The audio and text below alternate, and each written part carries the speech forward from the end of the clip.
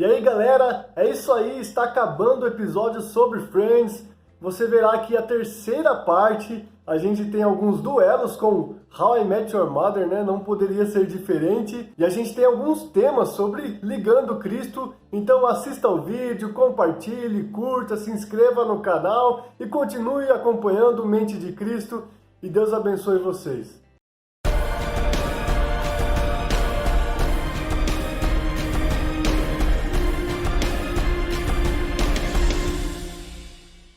Vamos para o nosso quadro Duelos. É agora que a gente coloca duas séries frente a frente para a gente fazer aí alguns duelos de personagens emblemáticos, de personagens principais destas séries.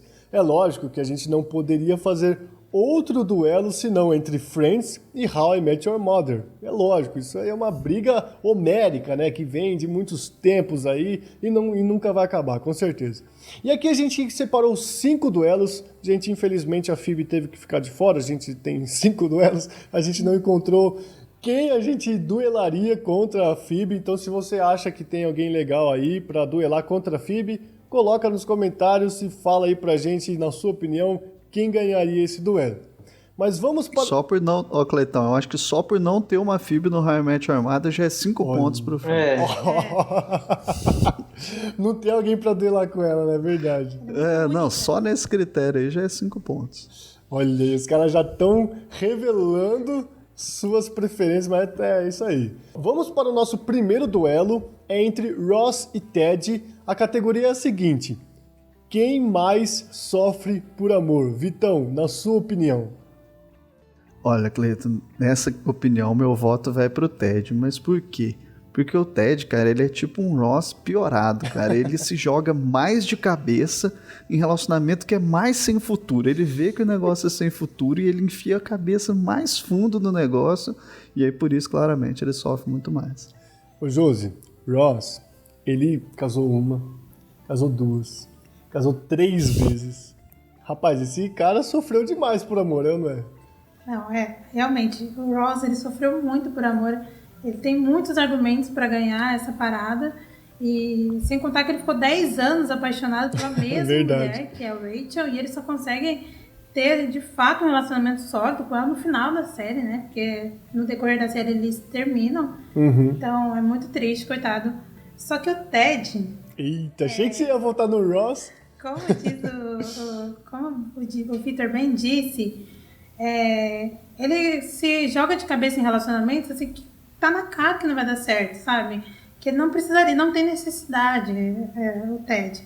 E sem contar que a série é toda baseada na vida amorosa dele, né?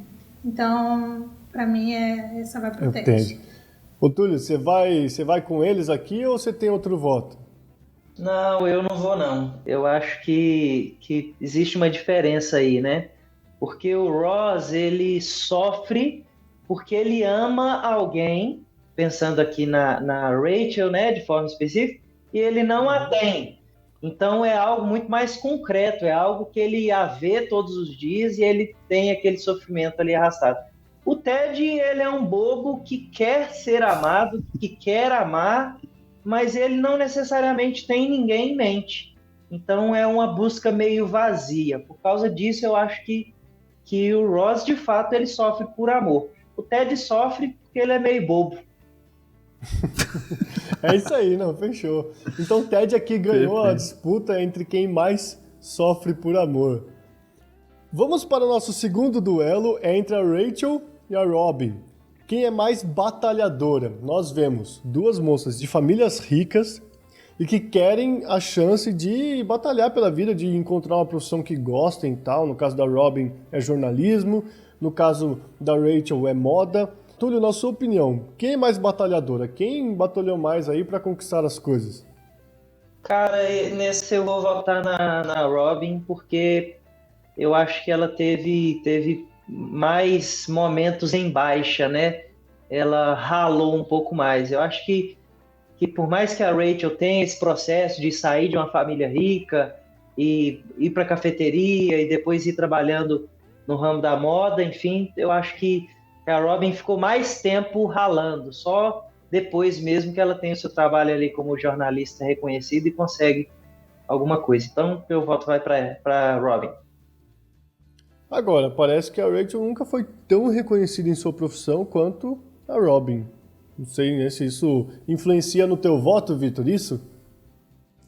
Ah, Cleiton, eu acho que assim, sucesso parcial, Rachel ela encontrou bem antes, né? Mesmo ela batalhando muito, ela passou ali uns apertos no começo da carreira no Central Park, mas lá pra quinta temporada, mais ou menos, ela já tá com um sucesso relativamente razoável ali na sua profissão e ela vai subindo e ela termina a carreira dela bem, né? Sendo chamada para Paris. Claro que ela não é reconhecida no mundo inteiro igual a Robin, né? O rosto dela não tá no ônibus, mas ela acho que ela encontra um sucesso parcial mais cedo e ela batalhou bastante também, mas a Robin, coitada, ela passa muito mais apuro, né? Ela cai de cara no cocô do cavalo, muda pro Japão e dá errado. Nossa, essa do Japão ela é faz boa.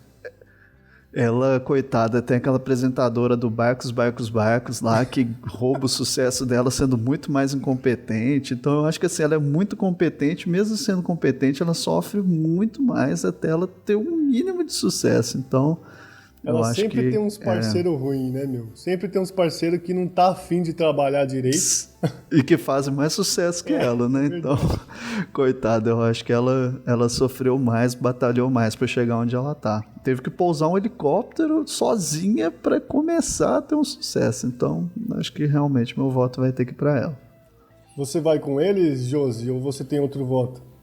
Eu vou com eles e por esse mesmo critério que o Vitor utilizou, as duas sofrem bastante para alcançar aí o objetivo delas, o sucesso. A gente vê a Rachel se esforçando muito, trabalhando no café, ela nunca tinha trabalhado na vida dela, ela sempre teve tudo muito fácil. A gente vê ela trabalhando muito, se esforçando muito para conseguir almejar aí o sucesso, uma carreira sólida. Só que ela alcançou bem mais rápido do que a Robin, né? E por percursos mais fáceis, vamos dizer assim. Então, meu voto vai para Robin. Muito bem, então, Ted ganhou aqui. Quem mais sofre por amor? Robin, mais batalhadora. Vamos para o nosso terceiro duelo. É entre Chandler e Marshall, dois personagens muito engraçados. Eu quero saber de você, Josi, quem é o mais engraçado? Bom, eu comecei a assistir How I Met Your Mother agora, mas eu já acho o Marshall muito engraçado, realmente ele é bastante engraçado. E eu já assisti todo o Friends e o Chandler tem meu coração.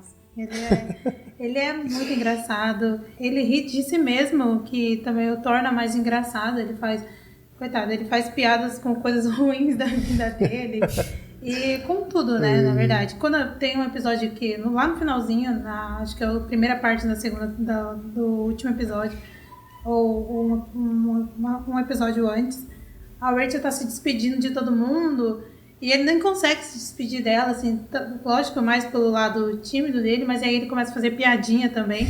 Então o Chandler é extremamente engraçado. Pra mim, o meu voto é dele, sem dúvida. E aí, Vitor, você concorda? Nossa, sem dúvida, sem dúvida. O Marshall é um personagem, assim, super carismático, aquele amigo, assim, que todo mundo queria ser e ter. É um personagem, assim, incrível, mas na categoria mais engraçada é impossível pra ele. Aí ele perdeu de lavado, porque mesmo ele sendo engraçado, cara, o Chandler, ele é, nossa, sem comparação. O Chandler é aquele que faz piada numa série de piada, né? Uma série de comédia. É verdade, ele é o cara engraçado de um grupo de comédia, então não tem como. Ô Túlio, seu voto vai pro Chandler ou pro Marshall? Cara, sem discussão. Vamos pro próximo, Chandler. Ah, beleza. Fechou. Então eu vou começar com você agora, Túlio. Mônica ou Lily? Quem é mais controladora? Quem quer ter mais tudo diante de si pra fazer, pra mandar e tudo mais? Ah, cara, eu acho que esse também ficou ruim pra Lily. Eu fiquei com um pouquinho de raiva da Lily depois daquela palhaçada que ela fez com... Você nunca vai perdoá-la. Não vou, nunca vou perdoá-la. Mas assim, no quesito mais controlador, ainda assim a Mônica ganha, né? Eu lembro de um episódio que eles estavam implicando justamente com esse aspecto dela. Aí ela deixa o sapato dela do lado de fora do quarto jogado. Aí eles falam, você vai deixar o sapato aí? Quando ela vai dormir, ela fica pensando assim, eu vou lá tirar o sapato. E quando Só que eles vão saber que eu tirei. Então eu vou acordar mais cedo e vou colocar o sapato no lugar. Então ela é muito doida com isso. Então é a Mônica, com certeza. E o seu voto, Josi, vai pra quem? A Lily ou a Mônica? Quem controla mais a galera lá? Nossa, meu voto sem dúvida vai pra Mônica, porque a Mônica tem um senso de organização, de limpeza fora do comum. Ela é fora do padrão, assim, ela chega até a ser meio surtada nesse sentido, assim, de controladora, de líder, de... Quem tá no time dela tem que ganhar, né? Tem que ganhar. Quem tá no time dela não perde nunca.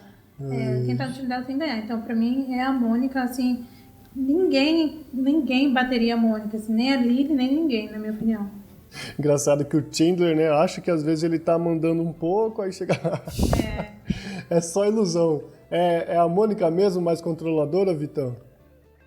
Olha, eu acho que assim, se a gente for olhar abertamente, a Mônica controla mais, mas por trás dos panos, quem tá mexendo ali nos seus fantoches, a Lily, ela é mais perversa, cara.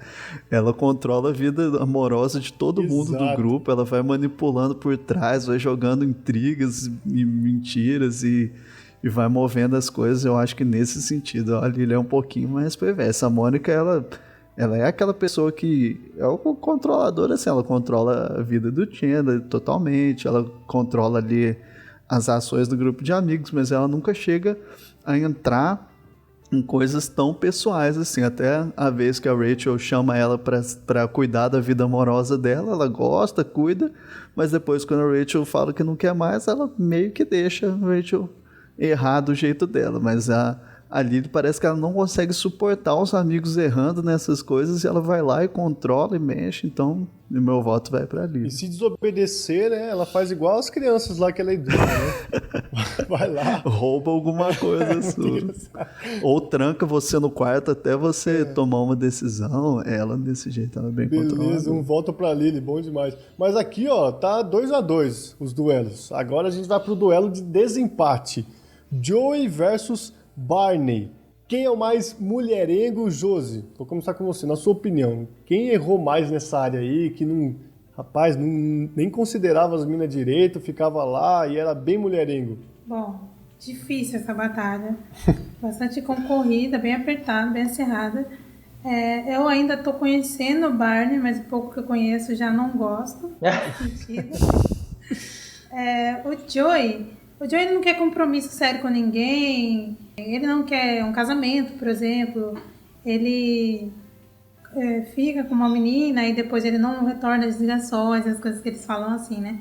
Agora o Barney, ele faz umas coisas assim meio surreais, assim, né? Por conta pelo pouco que eu conheço dele. Então, o meu voto vai pro Barney. Ô, Túlio, você também vota no Barney, de mais mulherengo? Cara, eu quero deixar bem claro aqui que eu acho que os dois estão bem errados e são, nesse aspecto, né, bem exemplos a não serem seguidos. Agora, eu acho que o Barney, ele extrapola todos os sentidos disso aí, né? Ele chega a ser algo patológico, ele é um cara doente, enfim. Então, nesse aspecto negativo, eu acho que o Barney é pior, mas eu vou votar no Joey, que eu quero que Friends ganhe. Então... Mas o Friends já tem os pontos da Phoebe. É verdade. É verdade. Mas assim, você empatou o duelo aqui. Um voto pro Barney, um voto pro Joey, e agora vai pro Vitão desempatar, então. Pra quem que você vota, Vitão? Olha, na categoria mais mulherengo, assim... O Barney, ele tava passando por um arco de redenção ali na 9ª temporada. Ele tava indo bem, ele tava indo, se comprometendo, passa a temporada toda mostrando esse arco dele, entendendo que a mulher não é só um objeto e tudo, mas aí nos 2 últimos episódios ele tem uma recaída feia e volta e termina a vida dele como mulherengo. Então, cara, e ele faz coisas, ele trata a mulher muito mais como um objeto que o Joey. O Joey parece que até quando... ele só quer uma coisa casual, ele trata a mulher com um pouquinho mais de respeito que o Barney, por mais que os dois sejam muito nojentos. Acho que na categoria mais mulherengo, que chega a ser assim, repulsivo, infelizmente, tem que ser o Barney. É isso aí, então. How I Met Your Mother ganhou aqui os duelos 3-2. E se você acha que faltou algum duelo aqui, de algum personagem que te marcou em ambas as séries, coloque aí no comentário e diga, na sua opinião, quem venceria esse duelo. E vamos para o nosso último quadro, este é o Ligando Cristo. Nós entendemos que dá para a gente pensar em alguns momentos desta série que a gente está conversando aqui, que é Friends. E quando a gente olha para a vida e obra de Cristo Jesus, a gente consegue ver de maneira plena, perfeita e completa como Cristo, por exemplo, é o melhor e verdadeiro amigo. Ele nunca nos deixa só, ele revela sua vontade, ele está com a gente. Vitão, o que você poderia falar sobre este Jesus, o melhor e verdadeiro amigo? Nossa, excelente, Cleiton. Eu acho que realmente na série a gente vê exemplos muito legais de amizade. A gente vê amigos ali que se sacrificam um pelo outro, que, sabe, lutam pela amizade, que relevam muita coisa, que, nossa, exemplos realmente muito tocantes de amizade. Mas a gente vê que todos erram com os outros, né? Não tem nenhum que deixe de decepcionar o outro, não tem nenhum que deixe de machucar o outro. E por mais que isso seja normal nas relações humanas, nós temos um amigo verdadeiro que nunca vai nos decepcionar. Nós temos aquele amigo que sempre vai estar lá para nós, que sempre vai suprir as nossas necessidades e que vai suportar os nossos erros com paciência, mas ele mesmo não vai ter erro nenhum. E esse amigo é Cristo. Então, por mais que as amizades humanas sejam abençoadas e sejam vontade de Deus para a nossa vida, nós temos que lembrar que o verdadeiro e único amigo perfeito é Jesus Cristo. Túlio, outra ligação que a gente poderia fazer é sobre a adoção de Chandler e Mônica, né? Como eles lá no final da série, na última temporada, eles querem adotar 2 bebês, na verdade eles achavam que era um, mas depois eles descobriram que eram 2 bebês. E desta forma a gente pode fazer a ligação que nós somos adotados por Deus em Cristo Jesus. Sim, de fato.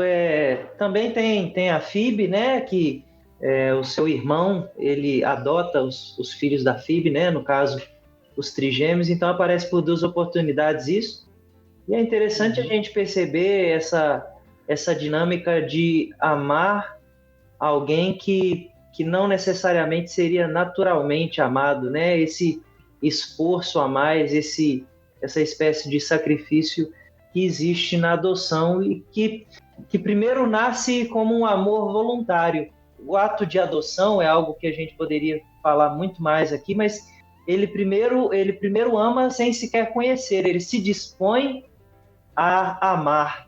Quando pais decidem adotar, eles se dispõem a amar um filho que eles sequer conhecem ainda e não tem aquele processo de gestão. Pegando nesse aspecto, né, é o que de fato acontece em Cristo conosco. Nós fomos amados por Deus quando éramos ainda pecadores, então ele se dispõe a nos amar e ele nos ama de tal maneira que ele dá o seu filho para morrer por nós e nos tornar agora filhos dele em Cristo Jesus. Então, é uma lição interessante que a gente tira da série, e uma outra lição é no aspecto de como nós cristãos deveríamos pensar um pouco mais nesse tema, né, de adoção. Já houve períodos na história em que os cristãos eles eram reconhecidos por adotarem muitas crianças, e eu creio que a gente deixou isso um pouco de lado. Então serve como uma reflexão para a gente também, né, essa capacidade ou esse compromisso que a gente tem com o próximo, com as pessoas, e a gente tem esse compromisso de amá-las, não só por um laço sanguíneo, mas muitas vezes nessa disposição de amar uma criança, mesmo que ela não seja nosso filho biológico. Então, essas 2 lições, esse paralelo com o que Deus fez para conosco, e também esse desafio para a gente pensar um pouquinho mais nesse assunto, né? É isso aí. Uma outra ligação que a gente pode fazer é sobre o perdão perfeito em Cristo. Nós vemos na série pessoas que não perdoaram, pessoas que se ressentiram e que carregaram mágoas durante toda a série. Josi, a gente encontra esse perdão perfeito em Cristo. Sim, com certeza. Em Cristo nós somos perdoados, né? E regenerados também, né? Na série, durante todo o decorrer da série, a gente vê pessoas realmente que não foram perdoadas. De fato, a Rachel, por exemplo, ela demora muito a perdoar o Ross. E outros momentos da série a gente vê essa falta de perdão também. Mas em Deus, nós temos o pleno perdão, né? Se a gente se arrepender verdadeiramente, confessar os nossos pecados a Deus, Ele nos perdoa de maneira ampla, né? 100%. Então, isso é muito bom, né? Pra gente saber que a gente tem esse perdão em Cristo, né? Vamos falar um pouco agora sobre a paternidade que nós temos de Deus em Cristo Jesus. A gente sabe, os pais ali da série, eles eram imperfeitos, mas o nosso Deus Pai, Ele é perfeito. Túlio, o que você poderia destacar nesse sentido, desta paternidade do Senhor? De fato, né? A gente vê nessa série como que as relações dos pais com os filhos, quando os pais deixam de ser aquilo que eles devem ser, como isso reflete nos filhos. E observando biblicamente, a gente entende que a gente tem um pai perfeito, a gente tem um Deus que é o nosso pai, que cuida de nós de forma perfeita e nunca falha, e ele é duro quando precisa ser duro, ele é amável quando também assim é necessário. Então, a gente deve aprender que mesmo que as nossas relações aqui com os nossos pais, elas sejam repletas de falhas, às vezes, infelizmente, né? Às vezes relações muito ruins, de fato, relações que são pavorosas, como a gente vê algumas notícias de filhos matando pais, de pais matando filhos. É lógico que na série não chega nada perto disso, mas demonstra um pouco dessa falha humana em ser pai. Nós encontramos nosso pai perfeito em Deus, aquele que nos preserva, que cuida, que nos ensina e que está o tempo todo guiando e governando a nossa vida para que a gente cumpra os seus propósitos. Então isso é muito interessante. É interessante, né, Vitor? Porque o Túlio falou, né? O nosso Deus Pai, Ele nos corrige quando a gente precisa. A gente, por vezes, vê na série, e também hoje em dia, pais que retêm a vara, pais que não corrigem, não disciplinam seus filhos, que se tornarão pessoas muito ruins para a sociedade e para os meios em que elas vivem.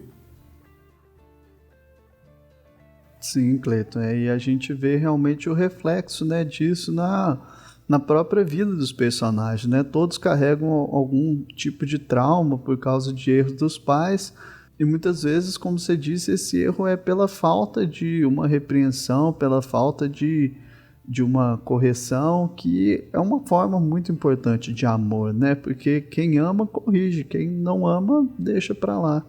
Então, realmente, é uma questão que a gente pode aprender e que a gente deve levar para a nossa vida, né? A importância de, como pais, educarmos os filhos no caminho certo a andar, né? Por vezes corrigir eles, mas que essa correção aponte para Deus e que nos corrige em amor, né? Que a correção seja feita em amor e para a glória de Deus. Alguns pais da série, por exemplo, os pais da Mônica, eles não gostavam muito da profissão da Mônica e tudo mais, e por vezes eles tratavam ela diferente. Com o nosso Deus não é assim, né, Josi? O nosso Deus, Ele olha para nós e, seja quem somos, Ele nos ama, Ele nos alcança e Ele é o nosso Pai incondicionalmente. Sim, Cleiton, e graças a Deus por isso, né? Que Ele nos ama apesar de nós mesmos, né? Apesar dos nossos erros, de quem somos e das nossas falhas, Ele nos ama de maneira incondicional, né? Independente de nós mesmos. O que é uma graça para nós, né? Porque muitas vezes a gente nem o próximo consegue nos amar pela maneira como nós agimos, como nós somos, e Deus, que é perfeito, não tem falha, nos ama de maneira incondicional. Então isso só nos dá um coração de gratidão mesmo para Ele. É isso aí, gente. Este foi o Mente de Cristo sobre Friends. Nós ficamos muito felizes de fazer este episódio. Afinal, uma série que nos arranca muitas risadas e a gente pôde aqui também nos lembrar de alguns momentos muito cômicos, muito engraçados desta série. saiba sempre, aquilo que você for assistir, assista de maneira correta e bíblica. Eu quero me despedir dos meus amigos aqui. Túlio, muito obrigado pelo seu tempo, muito obrigado pela sua disposição e Deus abençoe você. Amém, foi um prazer, é sempre bom a gente ter essa perspectiva, né? Tudo que a gente faz com os óculos da fé, com os óculos do Evangelho, né? Com essa mente transformada e renovada que a gente tem. Esse é o nosso desafio, de viver uma vida integral em Cristo, né? Então, muito legal, foi um prazer. Foi um prazer estar com você também, Vitor, mais uma vez aí. Nossa, uma alegria mesmo estar aqui. Vamos seguir aí aplicando isso, né, na nossa vida, vamos seguir assistindo tudo que a gente for assistir, mas filtrando tudo de acordo com o Evangelho, retendo aquilo que é bom, jogando fora o que é mal. Nunca vamos perder isso de vista, porque é um exercício essencial para a gente viver a nossa fé nesse mundo moderno. E Josi, muito obrigado pela sua participação também, foi muito legal ter você com a gente hoje. Eu que agradeço, eu amei estar aqui com vocês, é muito legal poder estar aqui com vocês falando de Friends, que é uma série que é muito bacana, e falando ainda à luz das escrituras, o que é ainda melhor, é essencial. Foi muito bom. Eu quero aqui firmar um compromisso com vocês de assistir a série no original. Por favor. Aí sim. Mas só quando eu terminar agora de assistir pela 9ª vez, né? Mas foi muito bom estar aqui com vocês.